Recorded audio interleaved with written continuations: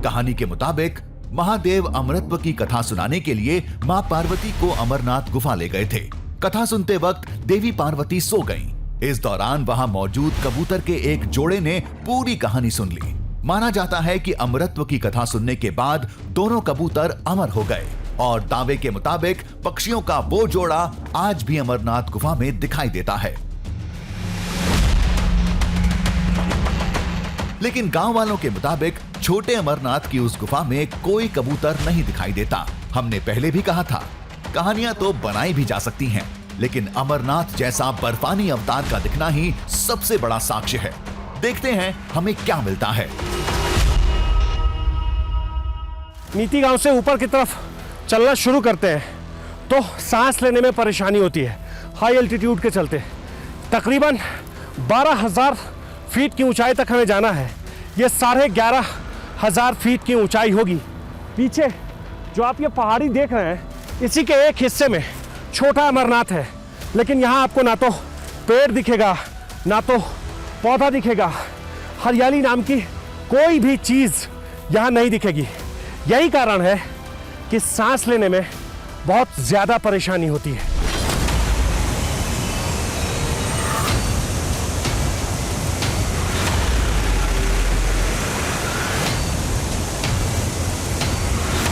सामने नदी की धारा थी जिसमें बर्फ के छोटे टुकड़े तैर रहे थे, यानी वो कंदरा अब ज्यादा दूर नहीं थी।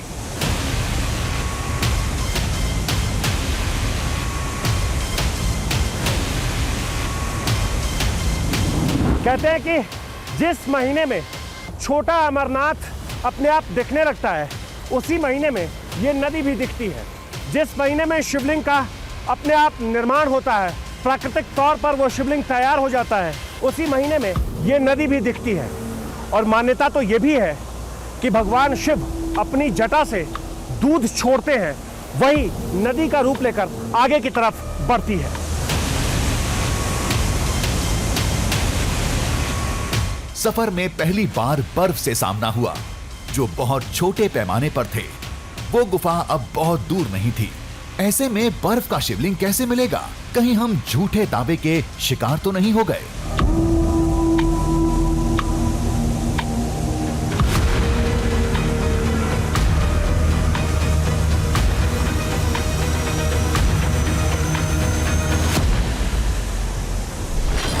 अमरनाथ गुफा में तो 8 फीट ऊंचा बर्फ का शिवलिंग बनता है, जिसे लोग बाबा बर्फानी भी कहते हैं।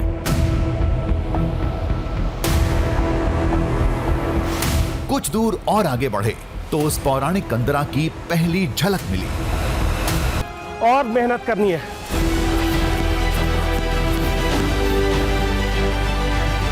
हमारे कदम तेजी से बढ़े, लेकिन इसकी पहली झलक ने ही हमें चौंका दिया।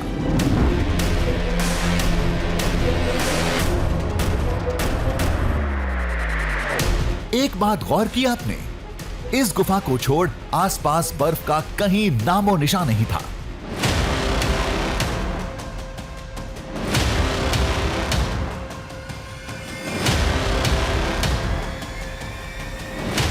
प्रवेश द्वार पर बर्फ की लंबी शिलाएं दिख रही थीं।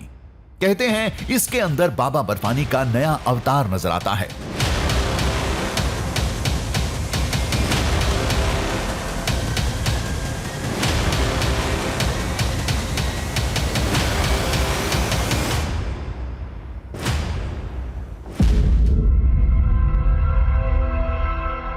धाम के करीब गांव वालों ने सुरक्षा के लिए सलाखें लगा रखी थीं।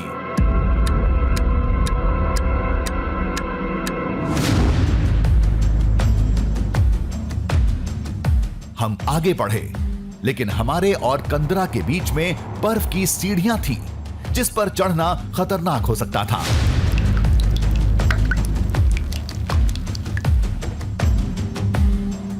रास्ता बनाने के लिए हमने बर्फ तोड़ना शुरू किया।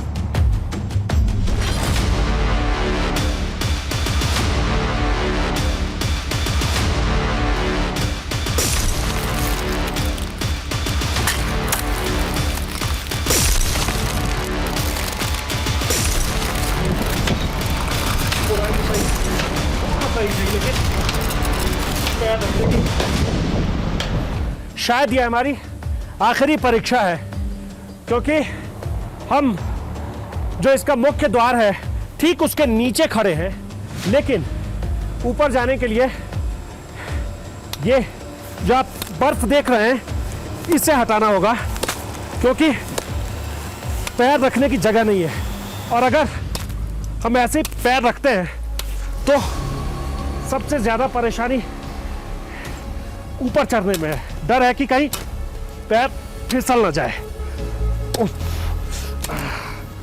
देखिए, जगह मिल गई। इसके बाद हमने महादेव के इस कुदरती धाम में कदम रखा, जिसे लोग छोटा अमरनाथ कहते हैं।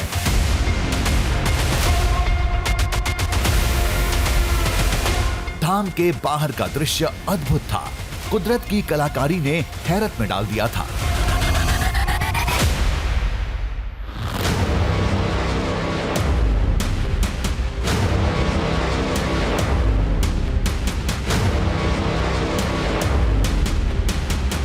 एक एक नजारा बिल्कुल ही वैसा जैसा गांव वालों ने बताया था।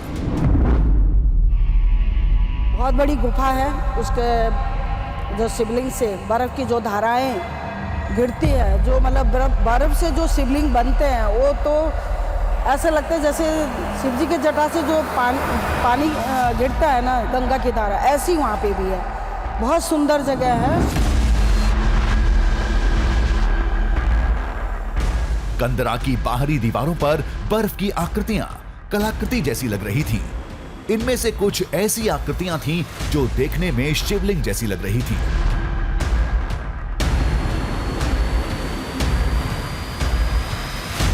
लेकिन ये वो नहीं थे जिसकी खोज हमें यहां तक लाई थी।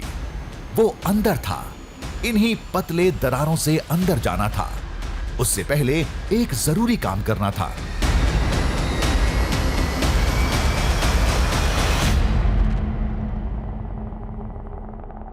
यहाँ तापमान 2 से 3 डिग्री के बीच में है। ये देखने में आपको बहुत तेज धूप लग रहा होगा, लेकिन जब यहाँ थोड़ी सी हवाएं चलती है तो ठंड अचानक बढ़ जाती है। लेकिन यहाँ हमें जूता खोलना होगा और किनारे रखकर आगे नंगे पैर ही चलना होगा।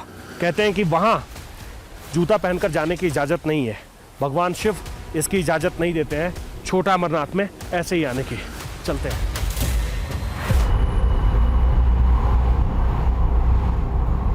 बर्फ पर नंगे पैर चलना, नुकीले बर्फ से खुद को बचाना थोड़ा मुश्किल था। फिर हम किसी तरह कंदरा में दाखिल हो गए।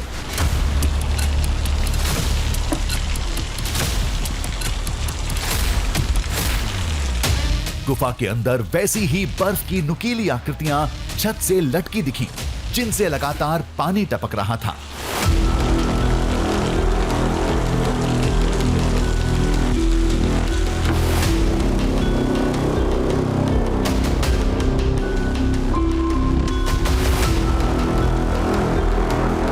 थोड़ा और आगे बढ़े तो आगे के नजारे ने चौंका दिया।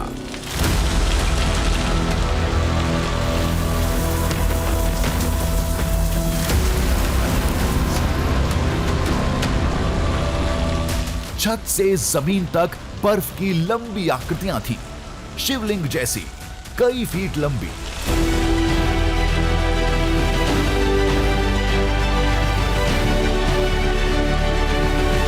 ऐसी आकृतियों की तादाद एक नहीं, सैकड़ों में थी। गिनना मुश्किल था। अद्भुत नजारा था ये।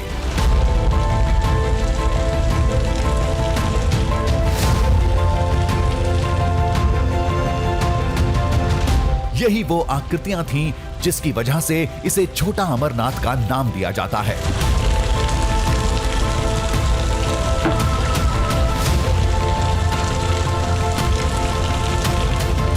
आप सामने ये जो देख रहे हैं, इसे ही भगवान शिव का रूप माना गया है। कहते हैं कि कहीं भी अगर ऊपर से नीचे की तरफ पानी टपकता है तो बर्फ भुरभुरा सा होता है, लेकिन यहाँ ऐसा नहीं है। बिल्कुल ठोस रूप में यहाँ आपको ये दिखेगा और कहते हैं कि ये भगवान शिव का रूप है।